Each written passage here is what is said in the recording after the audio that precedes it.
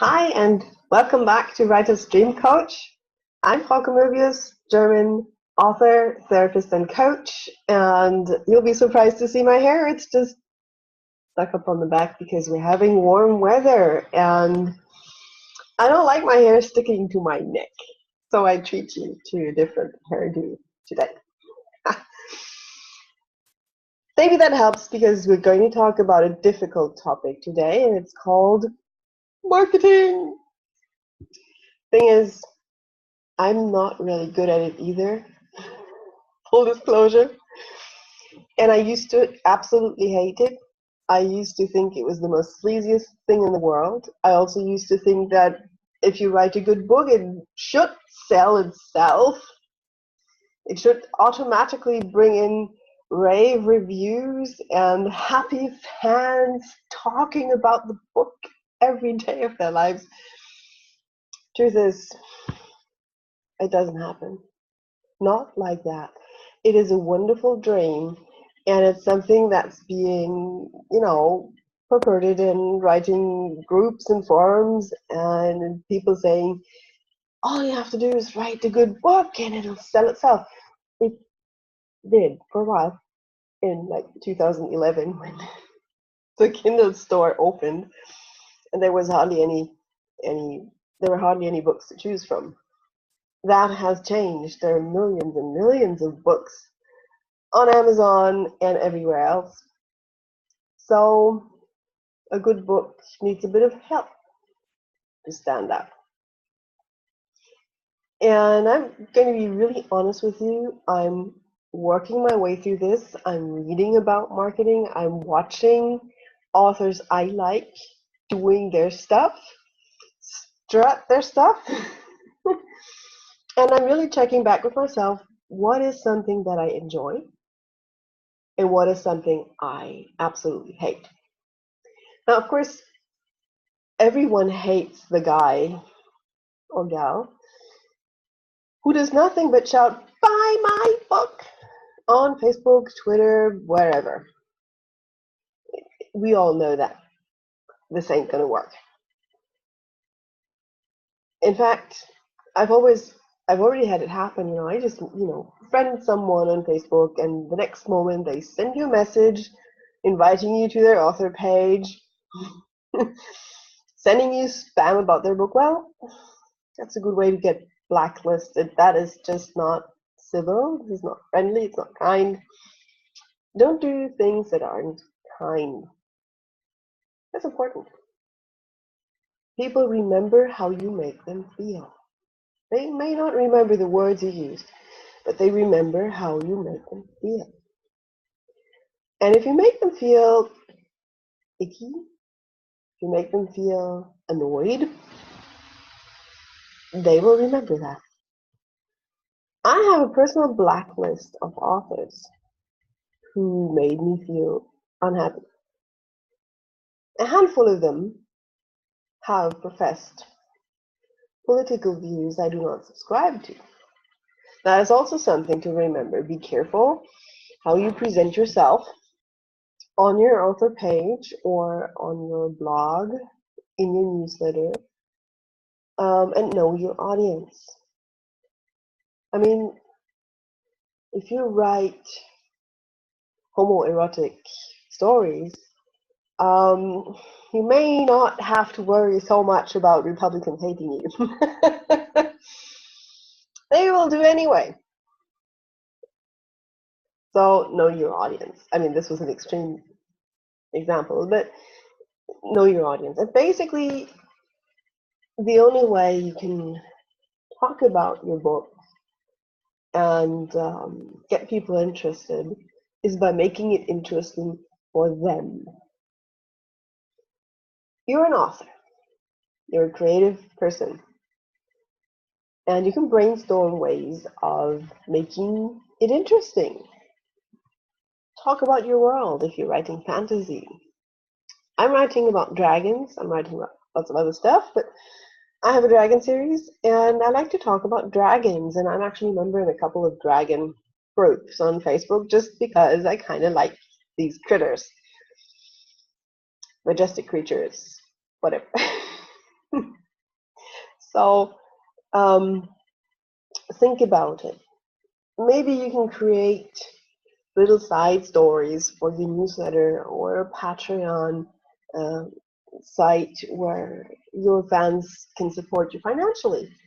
Um, think about sending out regular newsletters, giving away a book to your new subscribers, for example.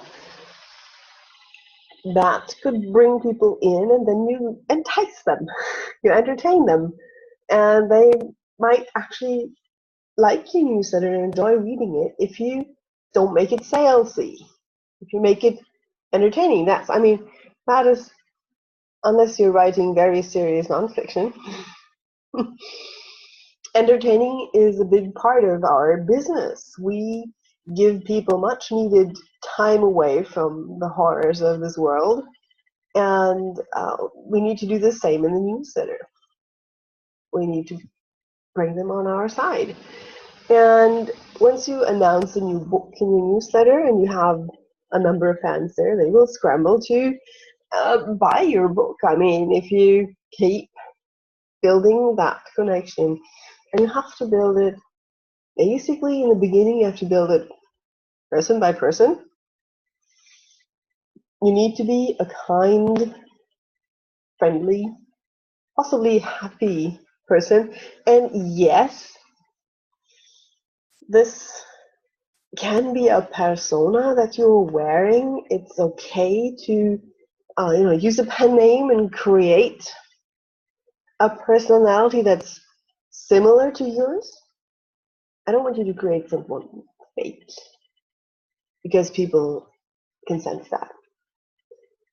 But it's okay to show happy you to your audience, to your subscribers. They don't want to listen to you whining about stuff. That's what author groups are for. That's what support groups are for. That's where we can let down our pants and show the sad sides. Subscribers don't want to read about that.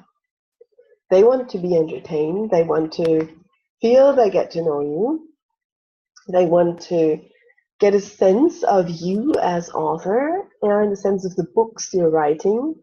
And they want to hear from you kind of regularly,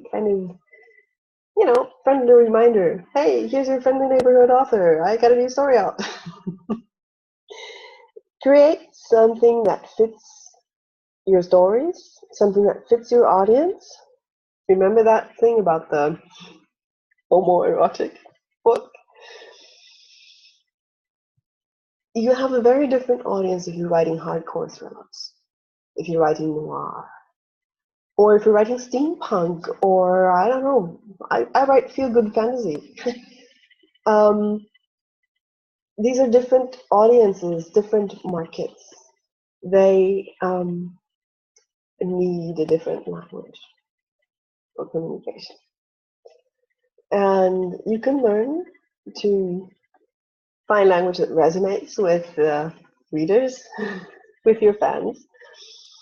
And then you need to build that relationship. That is a very different kind of marketing. It's not salesy. It's open and friendly, and it's honest to quite a large degree, because you're allowing them to see you as a person. You may not show them every side of you, which is perfectly fine, but you allow them to see you as a person.